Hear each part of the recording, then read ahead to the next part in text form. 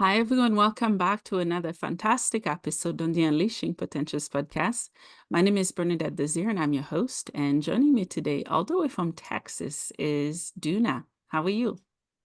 Hi, how are you? I'm glad to be here. Thank you for having me. Yes, thank you for coming on. How long have you been in Texas? Now it's going to be 3 years. Oh, wow. I heard it's hot there. Do you like the heat? Not really. It can be very challenging. In Yeah. summer, it's like there's nothing you can do from 7 a.m. to 7 p.m. outside because Oh, the wow. heat is just too much. So Oh, you need to wow. get used to that. Yeah, yeah. Yeah, I've been there once. I'll come back another time, but Try to avoid summer. Yep, at all cost. Yeah. Yeah. So Duna, can you tell us more about you and what you do? I'm an emotional eating health coach. And I'm a former teacher, and now an emotional eating health coach. And this comes from um, myself struggling with food and my body my whole life and always thinking that I had a problem with food. Mm, And um, so I always say that I cannot say that I've tried all the diets in the world because I never had enough willpower or discipline. I would start, but then something would always make me fall off the wagon. And that just made me feel guilty, ashamed, like I'm a failure because other people are able to do this and I'm not. Um, and no, a few years back, I had an accident in Laos. I was backpacking and I had an accident, so I had to be repatriated to Switzerland where my dad was. So that was a very, very bad moment in my life because, I couldn't walk because of the accident. I had a very long recovery. The pandemic hit.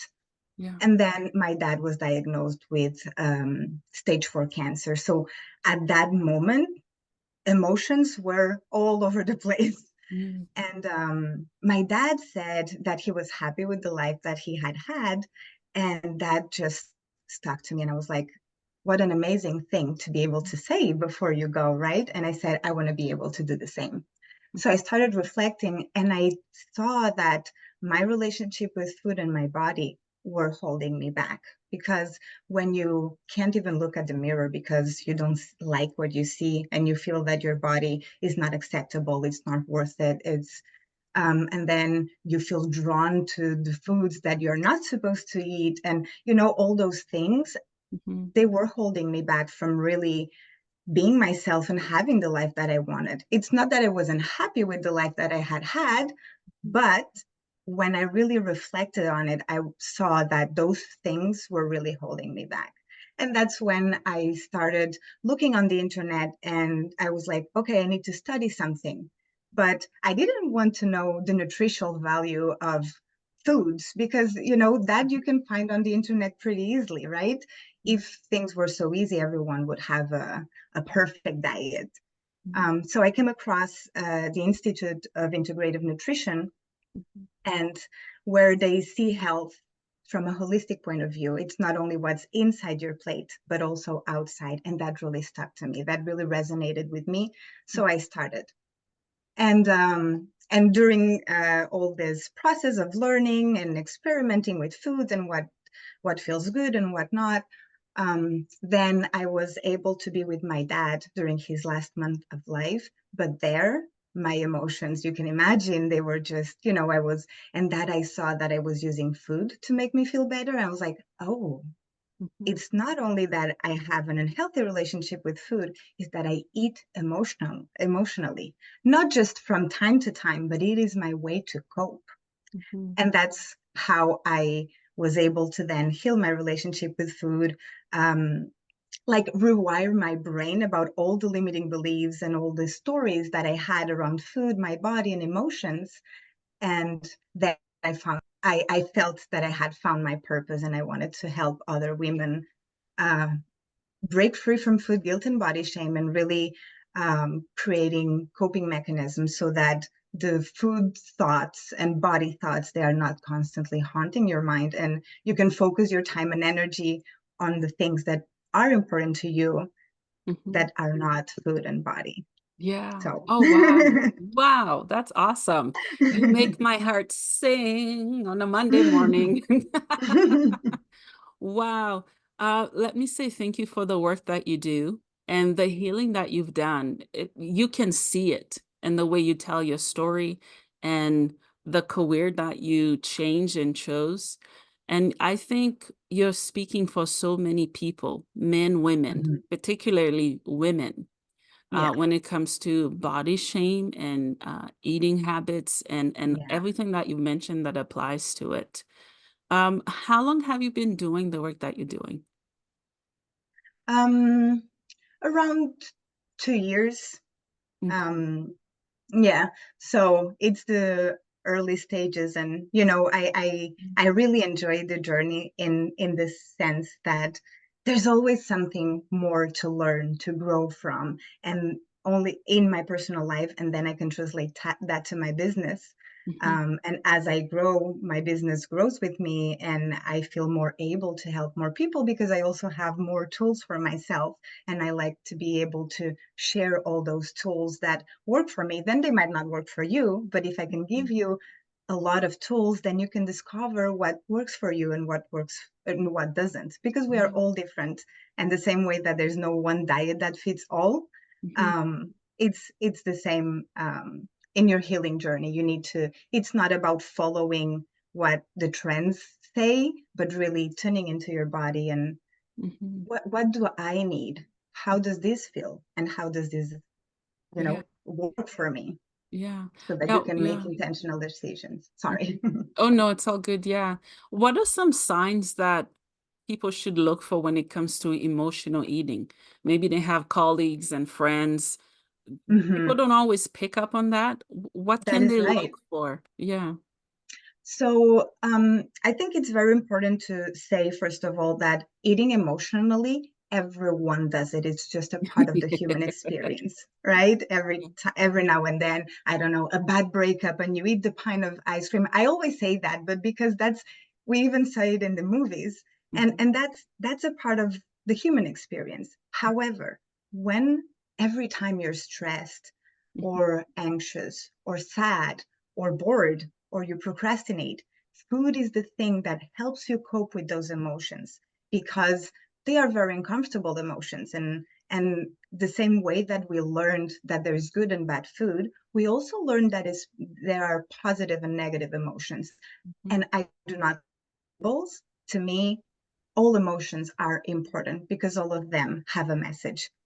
They mhm, are comfortable or uncomfortable. mhm, Totally. It's not comfortable to feel sadness or stress, but they are there giving us a message. If you are stressed, mhm, it means that you have a lot on you there, that you need to calm down. Maybe you need to delegate or ask for help.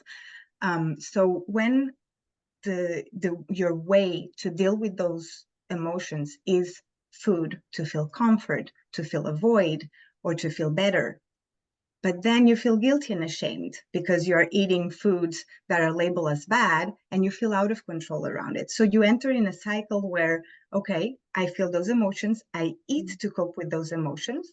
I feel guilty and ashamed because I shouldn't eat those foods. And what do? You can either keep eating because of the mentality of, what the heck, I already started, let's just keep going. But mhm, then you enter on, oh no, I can't do this, I need another diet, mhm, and the cycle perpetuates. So mhm, when your only coping mechanism is food, followed by guilt and shame, when you categorize foods as good and bad, and if you eat a bad food you feel that you are being bad, and if you eat a good food you are good, when you work out to compensate for what you ate, when you constantly have food thoughts like, I'm hungry, I would like ice cream. No, you can't eat ice cream because ice cream is bad. Oh, but I really feel like it. And you have that conversation in your mind, like the little angel and the little mhm. evil. Yeah. So all those things that really make you feel that you have a problem with food, that make you feel drawn to those comfort foods, and that your way to cope is food, Yeah. those are signs that maybe emotional eating might be a problem, and you probably have an unhealthy relationship with food in your body, and that is completely worth it to heal those relationships. Yeah, thank you for sharing. And I know there are people who does the opposite. I typically do the opposite. If I'm depressed, sad, Mhm, anxious, I won't eat, and I have to remind myself to eat. Have mhm. you had experience with that as well? Yes, actually, in my case, when I feel anxious, I've struggled with anxiety for 10 years, Mhm. and I would just stop eating. And that is also a kind of emotional eating because Yeah, you are trying to control something by not eating, yeah. right?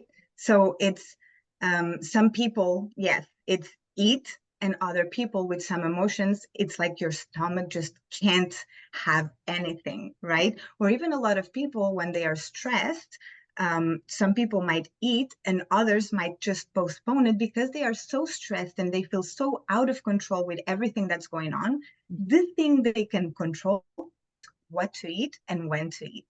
So Yeah. that's also a way to control food. Yeah, yeah. Yeah, let's talk a little bit about anxiety. Mhm. Tell us your experience with anxiety and how do you cope? And do you still have anxiety right now as we speak? So no, now I do not have anxiety, and now I have a lot of techniques that I can use if I feel it coming. I had a lot of anxiety. It started when when I was 12 years old, and the thing is that why did I become an emotional leader? It's because when I was a kid, I was not taught to feel and sit with my emotions, and I was not taught to express how I felt regarding situations in my home. My home, there was a lot of drama, and when something would happen we would never talk about it. So as a kid what you learn is, okay, big things happen but we don't talk about it, so I don't have a space, a safe space to talk about my emotions. This Mm, is important to understand because emotional eating, it comes from an unhealthy relationship with food, but also because we are not taught to feel our emotions. And I'm not saying it's our parents' fault, they weren't taught that either. mhm. um, so anxiety came as just because my parents got divorced, we changed countries, new friends. So a lot of things happened in my life, and I started having panic attacks. My body would be paralyzed and all that. And then I just took it as a part of my life for a long time. I would have a panic attack almost every day. And that's it's a for people that suffer anxiety, it's a horrible, horrible, horrible feeling because your Mhm. body doesn't respond, and your mind goes wild, right? And that's the thing, our mind tends to go to the worst case scenario. And when your mind starts spiraling, it's so difficult to stop that. So as techniques, and this might seem very simple and silly and say, oh, how can that help me? But breathing consciously, that is something that really brings you back to your body. And it's not easy. At the moment that you have anxiety, that you're like, that creates more anxiety. But if you start breathing from your belly, you come back to your breath and to your body. So all that thinking starts going down. Mhm. There's a little technique that I like a lot that's called 5, 4, 3, 2, 1, and it's okay, 2 deep breaths, and now say 5 things that you can see around you, Mhm. and then 4 things that you can feel in your skin, or your clothes, or the wind in your hair. Yeah. 3 things that you can oh okay, it's Yeah. see, feel, Yeah. uh touch, smell, and taste. So Yeah. it's 5, 4, 3. So you are using your 5 senses. By using your 5 senses, you are getting out of your mind and coming back to your surroundings and your body. And that's very good when you have anxiety. Mm. And there's a lot of different techniques. And the thing is that they are simple things. It's not like a 10-step things that you have to go through. it's really simple things that really can help calm down and stop all that overthinking. Yeah. Yeah. Thank you for sharing. Yeah, I was gonna say I've done exactly the same. I was told Oh, to you do have? that. Yeah, yeah, because I have really bad anxiety Hmm. also. And it's crippling to say the least. And Yes. unfortunately not everyone or actually putting in the work to find the right tools that works for them to Hmm. to cope with it because it's a Yes. busy, busy, loud world. And Hmm. we connect with each other every day. There's so much sensory stuff happening. And Yes. yeah, I think it's important to find things to cope with. And I want to say thank you for sharing what works for you. Yeah, Thanks. yeah, yeah. And you sort of answered my question I was going to ask you next, which would be, how people were raised in their childhood, how that Hmm. impacts how they eat, right? Yeah. Um, yeah. In your work, how would you know if someone struggled with that in their households? Maybe they were told to Well, not eat, like there's a hmm, limit, and now they're adults. They yes. can buy whatever they want. So they're eat, eat, eat, buy, buy, buy. How can you Hmm. pick that up? Well, this is all in a coaching process, having conversations and asking the right questions. And that is something that is very important. Like you say, those are beliefs that we learn when we are young. And we can either carry them on adulthood, or do the opposite. Like you just said, when I was a kid, I couldn't eat, and now I eat everything. Mhm, What's very important is really to pinpoint and identify all those limiting beliefs, like mm, thinking that losing weight it's going to give you confidence, mhm, thinking that carbs are evil. Think all those limiting beliefs we need to identify by asking questions and really go back to those early years where we learned all those things, because all those things we learned them when we were kids. And mhm. again, I don't say that it's the parents' fault. Our parents did it the best they could with what they had. Yeah. But um, all and a lot of moms that have done diets and then they say to their kids, oh, if you have seen your mom dieting her whole life and being worried about her body her whole life, you are integrating something as Mhm, well. You mhm, think that that's the way to go. You need to diet because you need to modify your body, and you get that ingrained in your mind. mhm, So we need to reframe all those thoughts and change those limiting beliefs. But like you say, you need to put the work. mhm, Things don't happen overnight. And it's like um, our brain has a way to do things. And when you want to change the way, mhm, brain is like, what's going on? Because our brain wants to keep us safe, not happy, right? So when you want to change something that is different, your brain is like alert. I don't know what's the outcome of it. mhm, Even though the old behavior it's harmful, it's what mhm, your brain knows. So it wants to get in that comfort and stay in that comfort zone. So changing all those beliefs, it's not something that you can have, that you can do overnight. It's a work that you need to do, and it's really catching. I think that bringing awareness, we need. I think that when you are in a healing journey, your awareness just comes very. You need to have it so that you can see the behaviors that you have, the thoughts that you have that are holding you back, and that then you can change. Like, for example, oh, I want to eat ice cream. Oh, but today I ate pizza. And what's the problem? You ate pizza and one ice cream. That's okay. But let's see. Are you really hungry? Do you want to eat ice cream because you're sad, or just because you feel like having it? And really bringing awareness to all our thoughts and behaviors. And that's when we can do something and change them. mhm. Yeah, yeah. Thank you for sharing. How can we as a society uh stop all the judgment, all the body shaming that we do to each other, to other women? Because it's truly very damaging. You know, Yes, how can someone who's experienced all those heal? And how can we together collectively stop what we are doing? that is such a great question, and it's such a difficult answer for that, right? Yeah. Because we tend to judge each other, Yeah. and instead of going as a collective and supporting each other, we see other people as the enemy.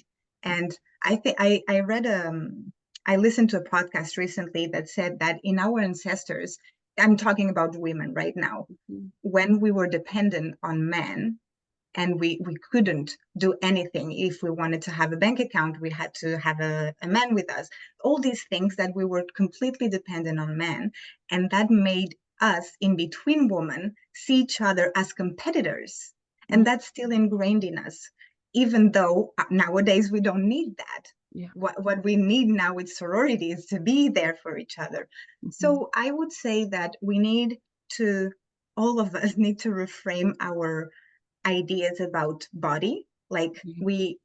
there's all bodies are meant to come in all shapes and sizes, Mhm. right? It's not just one that is acceptable. There are, being bigger doesn't mean that you are unhealthy. Mhm. If you go to the doctor and all your numbers are okay, well, it's just that your shape and size is bigger than what we see in TV. And I understand that it's not easy to accept that. Mhm. However, all the damaging things that you are doing to change your body's appearance, they are affecting your health, not only your physical health, but your emotional and your mental health. Yeah. If for you to be so skinny, you need to restrict and you need to not go out with your friends, you miss out so many things. Is it Mhm. really worth it? How is that helping your relationship with yourself or with food or with your body? It's not, because it's outcome driven, Yeah. right? And so, really, we need to understand that health comes at every size, and you cannot assume, because someone is skinny, you cannot assume that they are healthy. Sometimes you might be like comparing yourself. Oh, look at that girl, she's so skinny. Maybe that girl is so skinny because she has an illness and she's struggling. Yeah. So we are comparing ourselves, judging and assuming things without knowing what's Mhm. the other person's reality. And Yeah. maybe someone that is bigger, they eat super well, they work out every day more than you and I don't know. Mhm. I Mhm. cannot assume, and that's what we do. So I think we need to bring compassion. Would you like someone to be looking at you just because you have pretty hair, and that they would be like, oh my God, look at that hair? No. So why would Yeah. you do it? I Mhm. think it's really being empathetic and thinking about, I don't know the other person's circumstance, so who am I to judge? Mhm. Mhm. Yeah, yeah, thank you for sharing. And it's heartbreaking. It's Yes. really, really is heartbreaking. I've watched my mom. She's been many different sizes, throughout Mhm. my adulthood and whatnot. And she's faced those kind of judgments within her own circle with women. And Mhm. unfortunately, it's happening today, right now. And sometimes those people, they don't know the people who's shaming them. Mhm. Yes. And it's sad because I Mhm. don't think those modeling companies that are looking for the zero zeros. And Mhm. I know there's more advocacy and there's more women of colors, Hispanic women, many other women are coming out, and they're showing their raw, true beauty. And Mhm. I think we need to continue to do that. Oh, And absolutely. yeah, yeah, Mhm. I'm always inspired by companies who are doing that. Mhm. Yeah, Totally. yeah, Yeah. yeah. If I could, I'd do that. Just Yeah.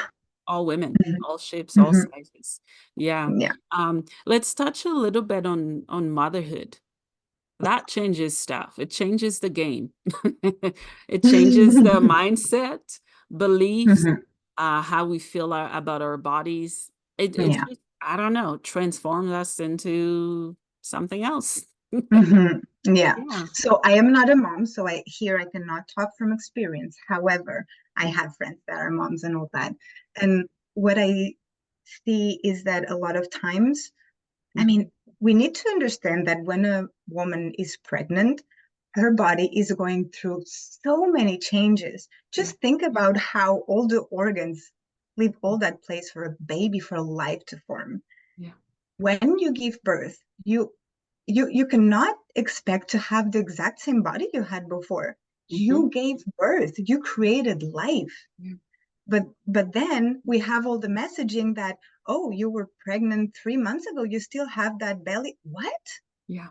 No, your body's going to be different. And we have that messaging from diet culture that bodies need to be this specific way, and our bodies change. Even our bodies change throughout our lives. And if you are 40, you cannot expect to have the body you had when you were 20. 20 years have passed. It's normal that your body changes. What we need to do is embrace that change and move with it.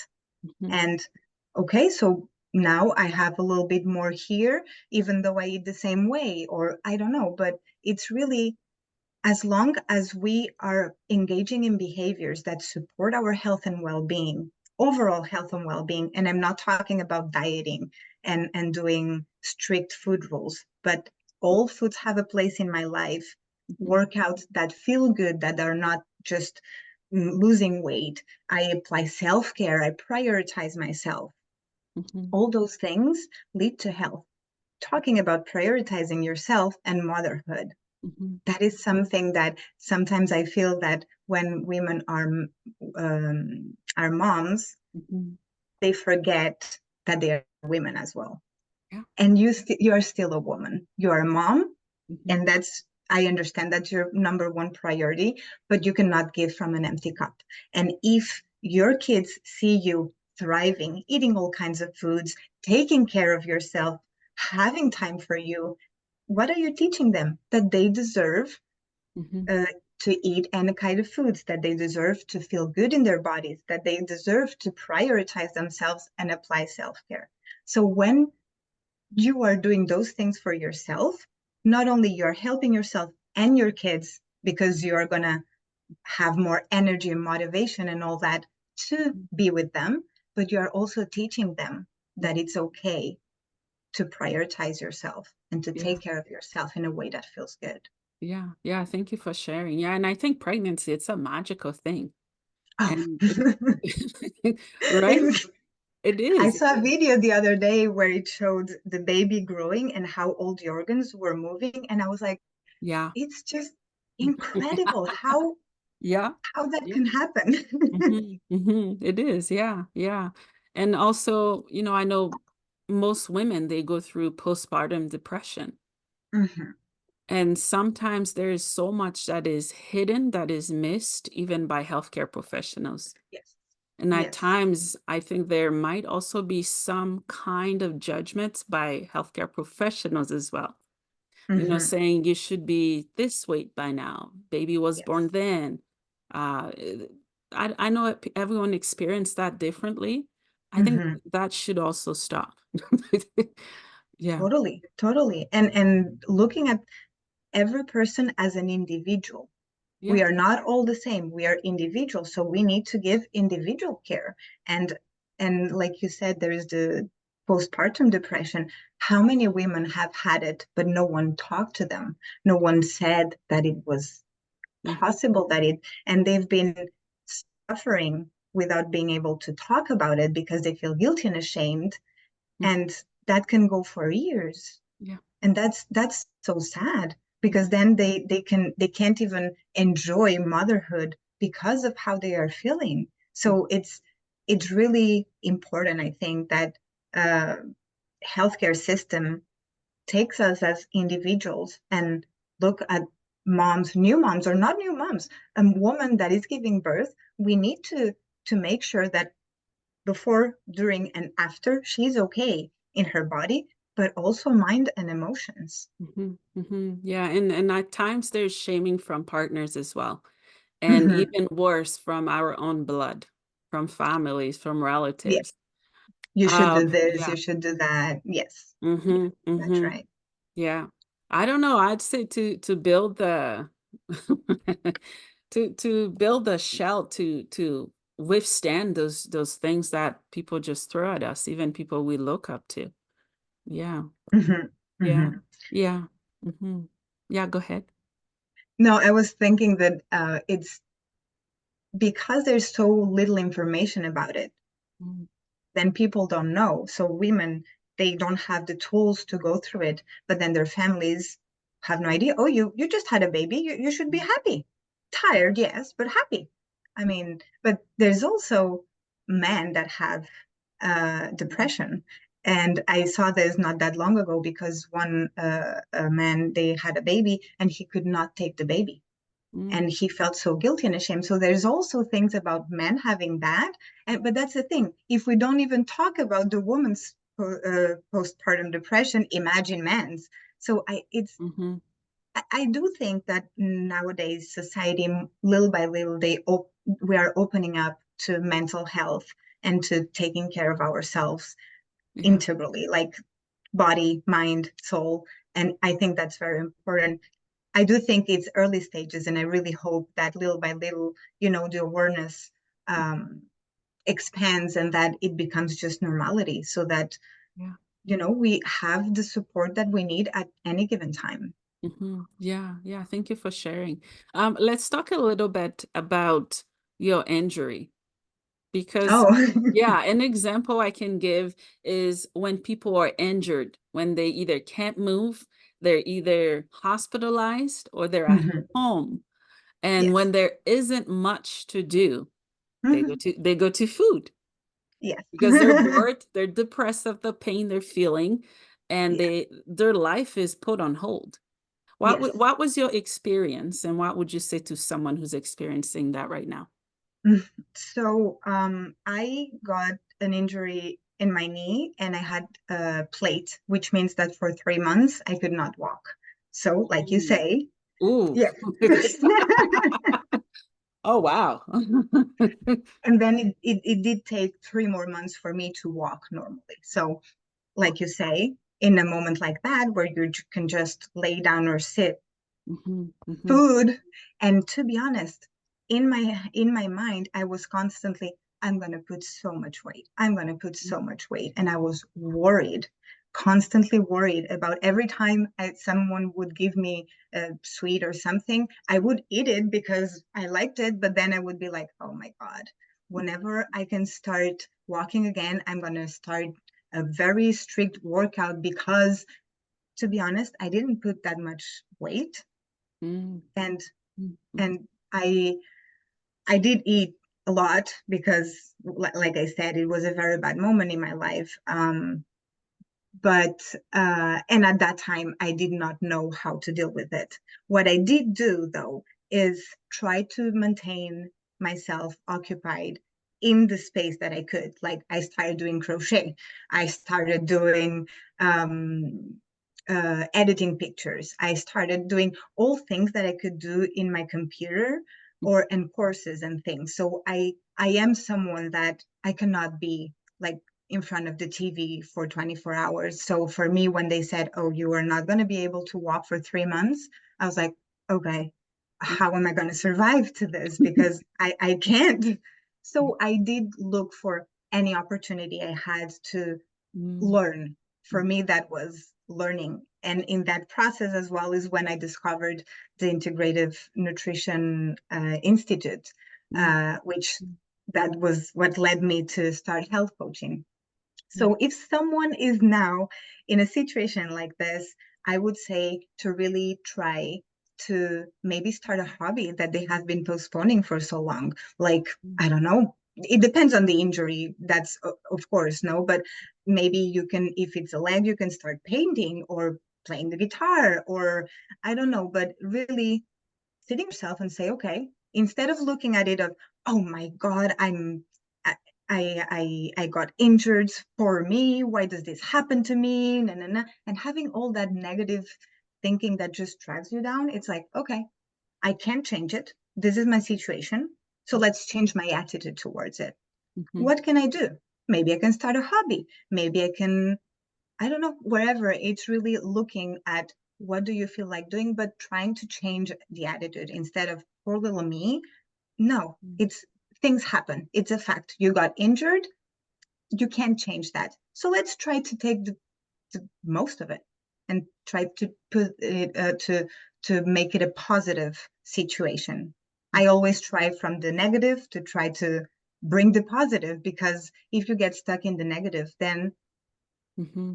emotions come, and then emotional eating, it can come to me when I was able to change my mindset around how I operate in life and how I look at things. And I've been able to change from the negative to the positive. That has helped me a lot with emotional eating, because I'm not constantly, oh, no. I'm more like, okay, this is what happens. What can I do?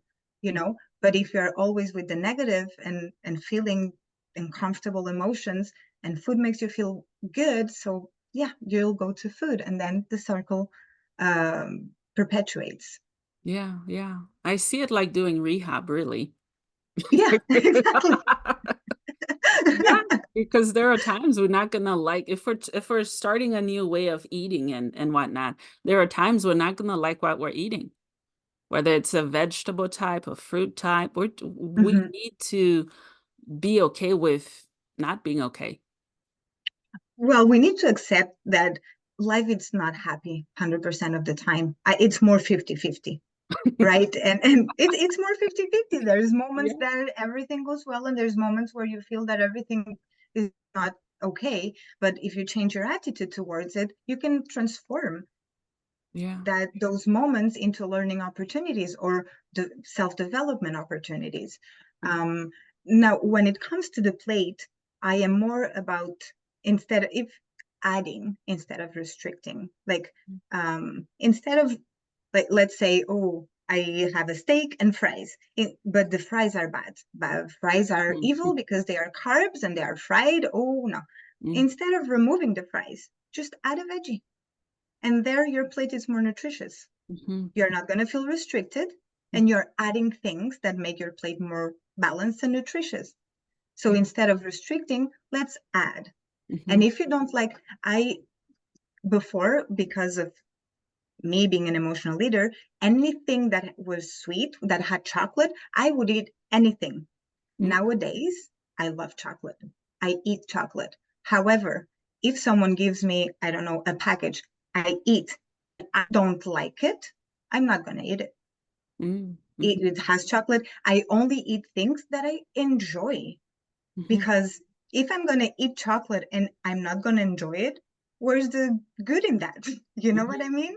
So I'm going to try to eat things that I enjoy.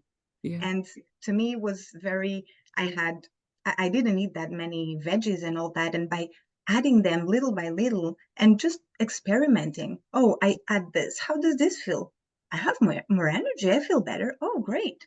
yeah, yeah, yeah. It's an experiment, really. Mhm. Yeah, yeah. Yeah, in my case, I have my adoptive mom to thank for this. She passed from cancer, but Sorry to hear that. yeah, yeah, she was a organic. I call her organic freak. I'm sure she's like, ha ha. But she had a massive garden, very, very big. Oh, Um, wow. we would garden. That's where we get our fruits, our Oh, vegetables. wow. There was no sugar in the house. She used stevia, and no candy, sugar. Up to this day, Hmm. the only sweet stuff that I enjoy, as in chocolate, is dark cocoa with no Mm. sugar. And I struggle so hard to eat the stuff at bakeries anywhere Really? and drinks anywhere that has a bunch of Wow. sugar in it. And Uh-huh. when my daughter's baking, she's like, "There's no sugar." I said, "Yes, there is." She said, "There's no salt." Yes, there is. Right? So Hmm. as you can see from my example, it was Hmm. set for me, and Yeah. I love it. Yeah. Yeah. Yeah, Well, growing with a garden with fruits and vegetables, that's amazing, really. yeah, To yeah. have your own garden and no pesticides, everything No, organic, that's amazing. yeah, no So, sugar, nothing. yeah, your mom, she was very aware of health, and was wanted to make sure that you had Mhm. a good diet and all that. So when you started, like when you would try a donut or something like that, you would just I not like can't. it? I can't. Oh, really? The ones with the icing on, I can't. I can take a Wow. bite and spit it out. I can't. I make different type of muffins. I shred zucchini or Hmm. carrots and put it in there, oatmeal, Uh-huh. seeds. That's my kind of junk food, I guess, but not quite junk, but That's yeah. not junk food. Yeah, I can't eat the chocolates that are they have everywhere really at the store, Hmm. the convenience store. Mm. Yeah. If it's Hmm. if it's dark cocoa with not much sugar or no sugar, I'll eat it. Hmm. It's Yeah, not that easy to find those ones though. I know they're very hard to find. Yeah, because everybody wants the other ones. Yeah. Yeah, yeah. Yeah, I don't like them. Yeah, yeah. Let's shift a little bit and talk about, I think we've touched here and there about it. Trauma. Hmm. Trauma with relationships. Because Hmm. someone goes through a breakup, they isolate, they eat, Yeah. they're very Hmm. angry at times. Um, just trauma in general. Trauma is tricky, right? And a lot of times the work with a therapist is the best way. But of course, if you have a therapist and you work with a coach, if you go through your trauma with a therapist and then you have you engage in emotional eating, working with a coach that is there with you and guiding you and learning new coping mechanisms and rewiring your brain about all those limiting beliefs. Mhm. Trauma, it's what's I think it's very interesting about trauma in the sense that something that might be traumatic for me might not be for you. And trauma is not only um, I don't know, violence or assault, or that's, Mhm. yes, that's trauma. I'm not going to say no, but that, of course, that is trauma. However, if in a, for me, for example, there was drama in my house and something would happen and then no one would talk to me. That was very traumatic because I needed an emotional response that I never got.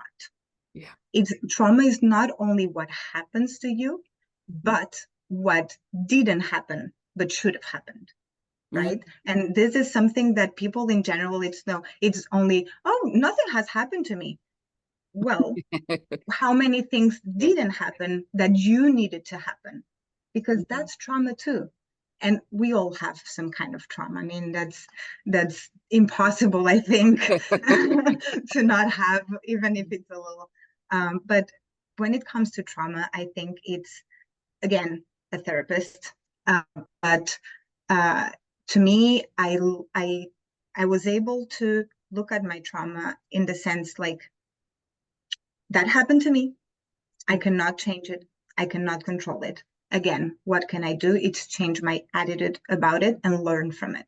Mhm. Mhm. But again, trauma, it can be so complex and so complicated that I do believe to me, I went to therapy and that helped me a lot. That really helped me, Mhm. look at my past and heal my relationships with my mom and my dad and all that.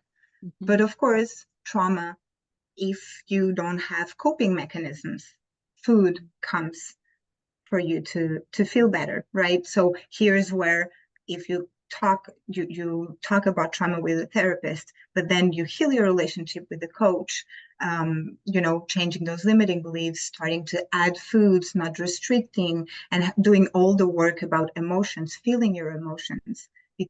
That, like we said earlier, not feeling your emotions is a big problem. So we need to learn to feel our emotions again. So I think that when there is complex trauma, working with both therapist and coach can be very, very helpful when there is an emotional eating problem due to that. Mhm. But like I said, I think that the when we are emotional eaters, not just every now and then, but when we are emotional eaters, that it's our only coping mechanism, Mhm. learning to sit with our emotions and understanding that they have a message and that it's safe. Yeah. An emotion is not going to kill you. Mhm. And you are not an emotion, the same way that you are not a thought. You have thoughts and you feel emotions, but you are not them. Thank you for saying that because I've done lots of work to recognize that. Mm-hmm. Yeah, there's Yeah. a quote that says, "I think, therefore I am." Hmm. But yeah, most people Yeah. they go with what the mind is saying versus the heart or intuition. Hmm. Mhm. And to me, that was something that I learned that was very liberating. When Mhm, you understand that mhm, you have thoughts, but one, that doesn't mean that they are true, and you don't have to identify with them, and that you have the power to change your thoughts. mm, If you're someone, I'm so stupid, I'm so stupid, I'm so stupid. mm, mhm, If you say that constantly, you're going to believe it. And you're being mean, you're having a very negative self-talk. You're not being kind to yourself. mhm. I always say, be your best cheerleader, not your worst enemy. Yeah, agree. and and and you have that thought, but you can choose to say no. Yeah, I yeah. am not stupid, and you can reframe it. If saying I'm not stupid doesn't resonate with you and doesn't feel right, just change Mhm, it. Say something else that makes you feel better about yourself. But again, this is something, it doesn't happen overnight. You have to practice it, and it's work. Really, when it comes to healing your relationship with food and body, it's not something I cannot do the work for you. I mhm, can't do this and it happens. It's a work that we can do together, but you will have to really bring a lot of awareness to your thoughts, to your feelings, mhm. because without that awareness, there can't be change, Yeah, right? yeah, absolutely. Yeah. Is there anything else we haven't covered that you'd like to touch on as we wrap up? No, I think more or less we covered a lot of things. Yeah, yeah, yeah. I have a few questions for you. The first Mhm. one is, what are some myths about holistic healing and approaches that you've heard of? Myths. Interesting question. Um, well, I think that now people are understanding more that health it's holistic. It's not only, physical health, but emotional health and mental health. And I don't know right now a myth that I would say, no, this is completely off. Or I just really think that you can eat all the kale in the world and have the healthiest diet in the world. If Mhm. then you have toxic relationships, you are not going to be healthy and happy. Yeah. It's very important to look at all areas of life and find the right balance for you. Mhm, mhm. Yeah, yeah, I agree. Yeah. Two other questions. Sure. What is the meaning of life for you? Oh, the meaning of life for me. I think that it's extraordinary that we have the opportunity to be here, Mhm. to be alive. It's, I mean, if you think about the universe, very interesting that you asked me that, because yesterday I was talking with my husband about the universe, how it's expanding, and how at the end, this is what's going to happen. Yeah. And what are the odds that in that big span of time, in this moment, we are here? The planet exists and all the things that are here. So Mhm, we have that opportunity. Try to make the most out of your life. mhm. Don't do things that you don't want to do. If you don't want to be an accountant, don't be an accountant. If you want to be a traveler, go travel. Yeah. I understand it's not that easy. Oh, you need money for that. Okay, let's see. How can you get there? Try Mhm. to make the most of your life and try to be kind. Treat people the same way you want them to treat you. Yeah. I think that if we all are more compassionate, judge less, and and do the things that we want to do instead of what we think is expected of us, we can enjoy life much more. And I think the meaning of life is for all of us to make the most out of it. Mm. And that looks different from one person to another. Yeah, I love that. Yeah, thank you for sharing. Yeah, so for people who's watching this, they may want to get a hold of you. Are you open to them doing that? And how can they do Yeah. that? Yeah, of course. They can DM me on Instagram, Facebook, or Pinterest. or they can send me an email to coaching@mindfulhealthwithduna.com, or they can hop on a free call on my website, mindfulhealthwithduna.com/booking, and then we can just, talk and see how I can guide and support, and we'll see from there. Okay, awesome. Well, Dina, thank you so much for all your hard work in healing and empowering us all. Thank you so much for having me. You're welcome.